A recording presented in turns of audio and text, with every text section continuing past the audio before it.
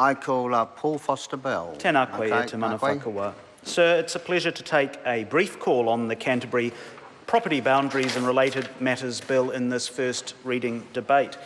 Sir, as members, my colleagues on this side of the House have commented, this is a very important and timely bill for the people of Canterbury. And I have to actually disagree with some of what the previous member who's just resumed her seat has said.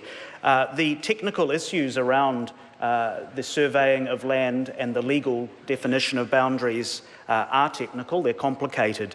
But this legislation does not need to be necessarily a highly complex and technical bill. So actually, my colleague on this side, Nuk Karako, is correct in that it aims and seeks to be a very practical measure that will allow people to have the assurance that their boundaries of their land are known to them and that they, in large, will be what people already think their boundaries to be, taking into account the catastrophic effects of the seismic movement in the province of Canterbury. And I think we do have to draw a very clear distinction between the earthquakes which have disrupted legal boundaries in the better part of one of New Zealand's great provinces compared with erosion of a certain sea coastal area or a flood which would affect a far smaller region. This is a far larger problem. As the member quoted, it affects over 130,000 property owners in some shape or form,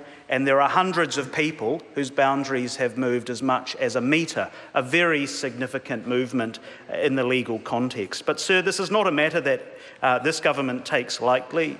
I sit on the Local Government and Environment Select Committee, and I'm sure under the very wise chairmanship of our chair, Mr Scott Simpson, we will be paying very close attention to submissions from Cantabrians and seeking to ensure that this is the best possible resolution to such an enormous disruption of legal boundaries in that great province. So, sir, this is a bill that has been welcomed by stakeholders. So the New Zealand Institute of Surveyors President Mark Allen said in his view that the current draft of the bill promotes the option that causes the least disruption and the least concern for landowners. So that Mr Allen is very well qualified to comment on these matters.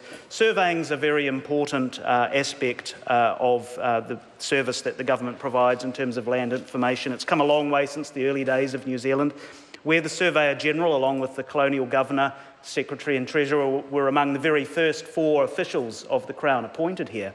It's come a long way since the days of theodolites and measuring in yards and miles and feet.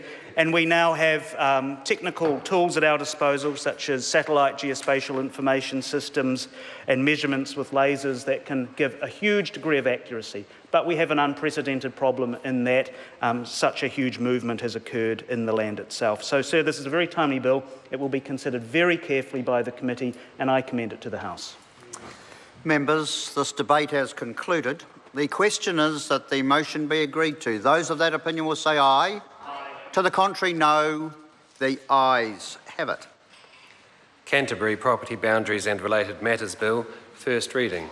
The question is that the Canterbury Property Boundaries and Related Matters Bill be considered by the Local Government Environment Committee. Those of that opinion will say aye. To the contrary, no. The ayes have it. I call on Government Order of the Day number 4. Taxation, bright line test for residential